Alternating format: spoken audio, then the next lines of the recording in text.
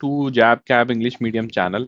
Today, in the Hero to Superhero series, we will be starting off our discussion with the principles and practices of banking subject. As you know that the November 2025 cycle will commence from 2nd of November with IIFS. Immediately after that, in the next week only, you will be having the PPB subject as your particular exam. And for all of you who have not done registration yet, I would highly recommend to register as soon as possible for the November examination because 30th of August is the deadline for the same. So today is the 6th class for your PPB where we will be talking about certain concepts, the most important ones, along with that, the questions related to those concepts. So without any further ado, let's get started. When we talk about unit number 4th, you will find various types of accounts there. And out of those accounts, certain are highly important. And how we have handpicked these important accounts based on the previous year paper analysis. If you want to have the PYQ analysis, or for that matter, you want the access of the PYQs, you can call us directly at the phone number that is 981-981-9247 for dedicated team to talk to. Okay. So when I talk about the accounts of minors, they are highly important because in one form or the other, maximum times we have seen that questions have come from this particular topic. And how you have to remember all these personal accounts, whether you need to remember all of them or not, no, only the important ones within the type of organization or the type of personal accounts, also only the important data only. So when I talk about minors, how they are defined in the Indian banking system and what all components or the characteristics are there when we talk about this particular type of account. So let's get started. According to the Indian Majority Act 1874, every person domiciled in India attains the age of majority on his or her completing the age of 18 years. So whenever the age is 18 plus, we say that yes, a particular individual in our country is a major. Otherwise, he or she will be considered as a minor only. A minor is not competent to enter into any contract, fine. And when we talk about account opening, that is also what? A simple contract as well. So directly, the minor cannot open the account. And the banking structure, or for that matter, the banking board policy may differ for a particular scenario. And in this particular case, also for the accounts of minor, age is not 18. You can say age is not for the minors less than 18, but a particular number is there. A contract for the supply of necessities of life is a valid contract. Okay. The banks allow minors above the age of 10 years to open and operate the deposit accounts. That is the most important point from where questions have already been asked, and chances are there that in the future exam also they can ask this age. So if you are a minor and you have the age of 10 years or above, you can open the account as well as operate the deposit account for yourself. On the minor attaining majority, that is 18 years of age, the guardian is not allowed to operate the account any further without confirmation from the minor. On attaining majority, the erstwhile minor should confirm the balance in her account. Fine. So all these things are important for our examination, and some more important points pertain to the rules of operations, how the operations are ongoing in a minor account.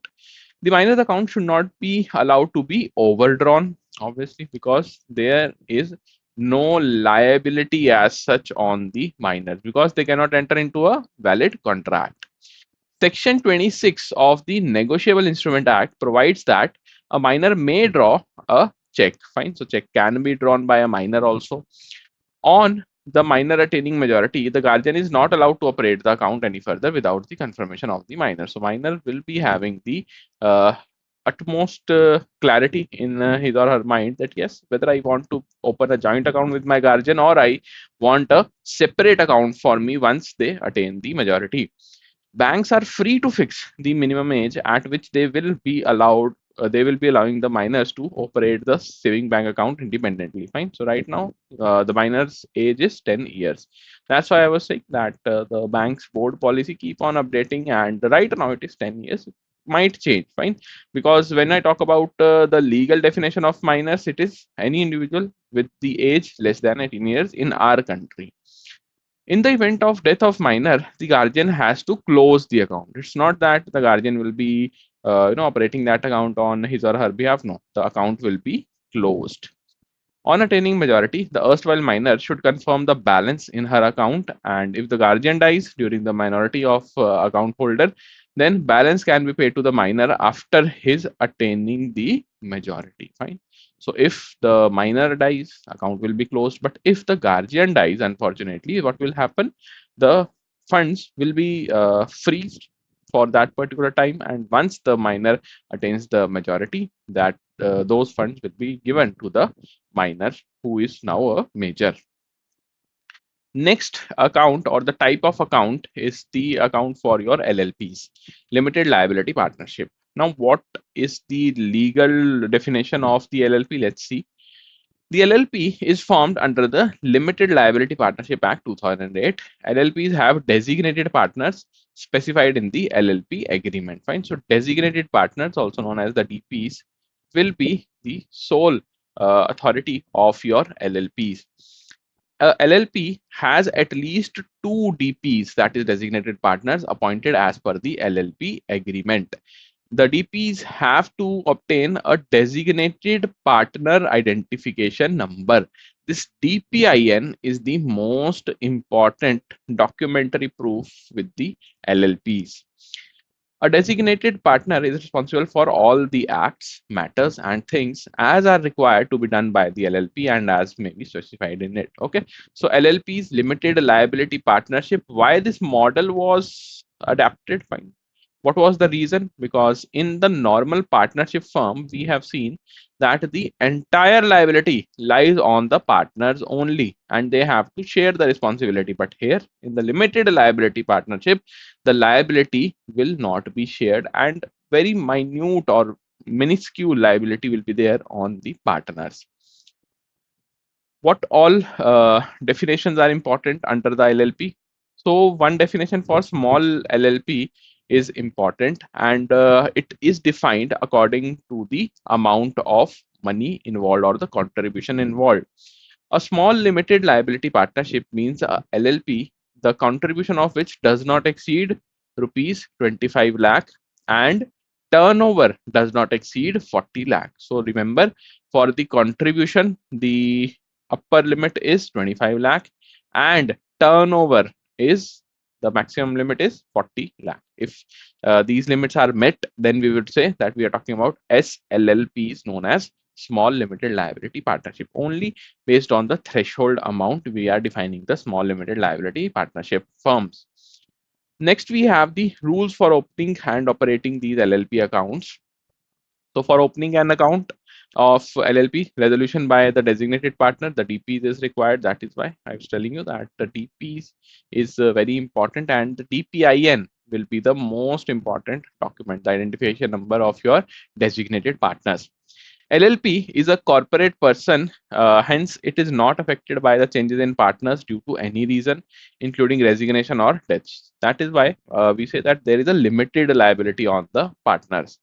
So the existing account can be continued even if it is in debit balance. Fine. Debit balance is not allowed in the partnership firm, right? But for LLP, it is not a cause of concern. It will be necessary to obtain a resolution in respect of the authorized signatories if there is any change. So resolution will be there for your designated partners also, as well as for the authorized signatories, the AS as well as your DPs. The partners will not be personally liable for any dues that may occur. Fine. So personal liability is not there, as was the case in the partnership firm.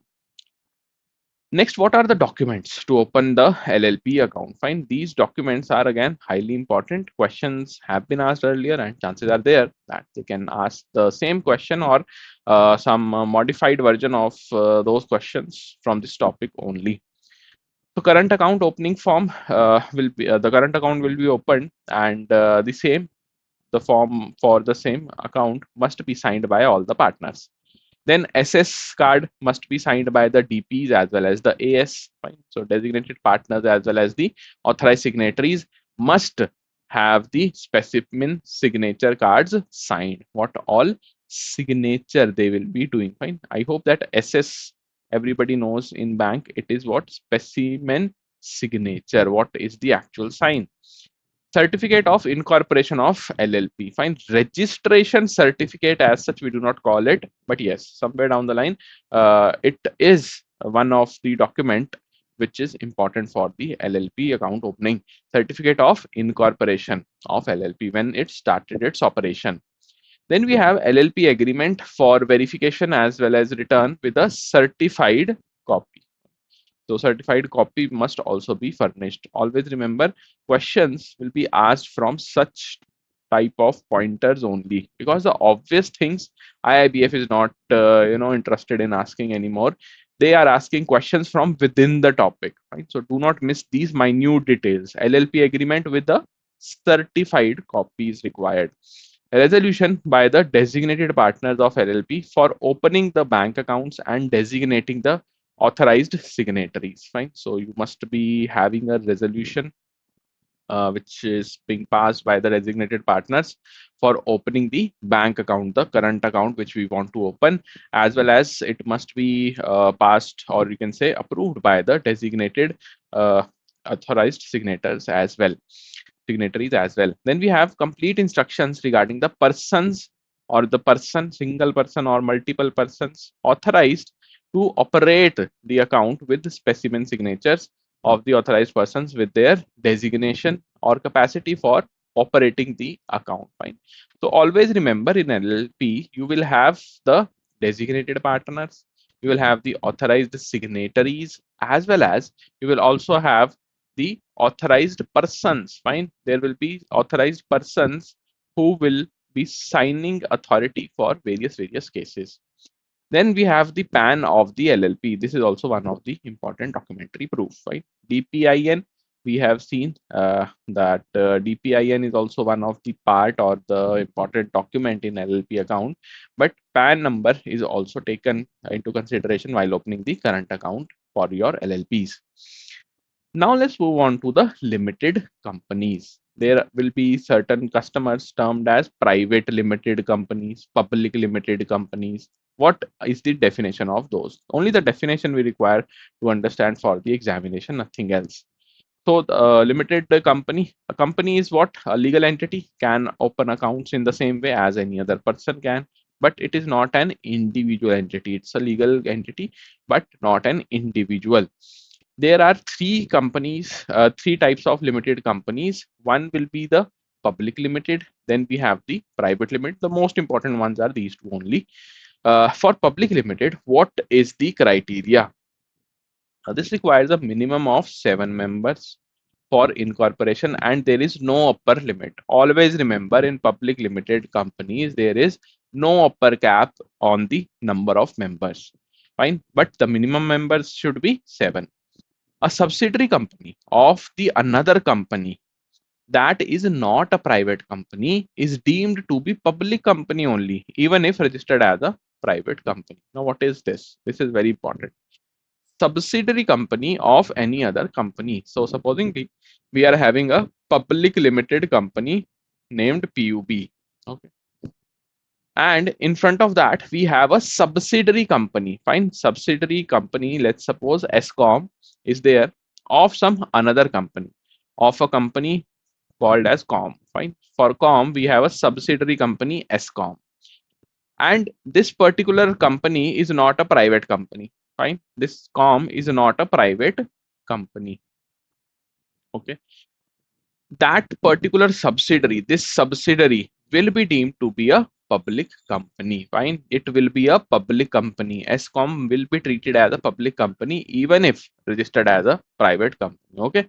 So if the sole you can say company, or for that matter, the most integral part of the company is not privatized, fine, that is the company is a public company, its subsidiary will also be a public company. Always remember this fact, even if registered as a private company. Even if this particular ESCOM is registered as private company, it will be deemed to be treated as a public company only, and the regulation of minimum seven members and maximum of you can say infinite members will be applicable on this as well. For private limited, you have a minimum number of members as 2 and the maximum can be up to 200 members.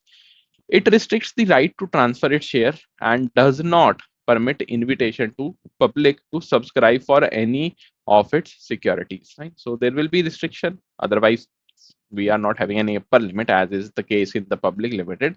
You will be providing the right to transfer its shares. There is no limit at all for the invitation of the shares to the public. Fine. But when we talk about private limited, there is a maximum cap of 200 members. So what should we remember for our examination? 2 to 200 members is the limit, or within this, the limit is defined for the private limited. 7 members and the upper limit is not defined for public limited. Then the third one is one person company. We'll look into that also. A company in which 51% or more of the shares are held by anyone or more of the central or state governments, including subsidiary of such a company, is known as government company. Simple, 51. Fine, that is the limit. If 51% is held by central or state government, we will say that this is a government company. The word limited is not required to follow the company's name in such companies, right? So government company, directly we will be calling it no limited company, no public limited company. That will be termed as a government company simply. The third point or the third type of company is your one person company. It is a company which has only one person as a member and is defined under section 2 clause 62 of the Companies Act 2013. Okay, so more or less the setup you might compare it with the sole proprietorship firm, but there it is not a company. The proprietorship firm is not a company, not defined under the Companies Act, but one person company is explicitly defined in section 2 clause 62 of the Companies Act 2013. So these three companies you must remember for the exam. Okay, now let's try to solve the questions based on whatever we have read in this particular class. The first question states, consider the following statements regarding the bank accounts for minors in India. So there are four statements. According to the Indian Majority Act 1875, a person domiciled in India attains the age of majority upon completing 21 years of age, whether it is 21 or 18. Like we have just seen, it is 18. Minor is not competent to enter into any contract even for supply of necessities of life. We have seen that minor is competent enough to enter into contract for the necessities of life. So again, this is also wrong. I think 1 and 2 are wrong. Third one, banks generally allow the above uh, banks generally allow minors above the age of 10 years to open and operate the deposit accounts. Yes, so 10 years is the limit, the threshold limit of age.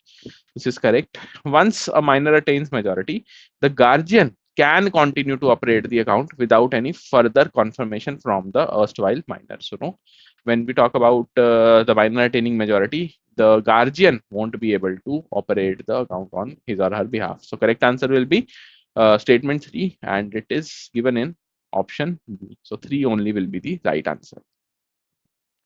Next we have again 4 statements are there.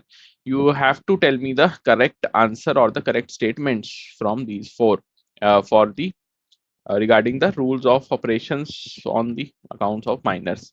So minor account are explicitly allowed to be overdrawn in certain circumstances. Whether they can be overdrawn or not, Section 26 of NI Act permits a minor to draw a check. So minors can draw a check or not. We have seen that. Upon a minor attaining majority, the guardian is no longer allowed to operate the account without the erstwhile minor's confirmation. This we have seen in the last question also. If a minor dies, the balance of the account can be paid to the minor's guardian even if the minor has not attained majority. So the previous question we have solved. Here I want everyone to answer. Fine. Try to answer as soon as possible. Your reading speed matters in PPB and IIFS, and you must be able to read as as speedily as possible. So what is the right answer here? Correct answer will be option B, 2 and 3. So you can draw a check, and upon attaining the majority, the guardian is no longer allowed. Fine. So minors are not explicitly allowed to be overdrawn in minor accounts, are not allowed to be overdrawn. And when I talk about the death of a minor, then the account will be closed. And if the guardian dies, what happens? We will wait till the uh, minor becomes major, and we will be transferring the sum of that particular account into the major's account. Fine. So this was it for today's class. If you have any kind of doubt, feel free to ask me in the comment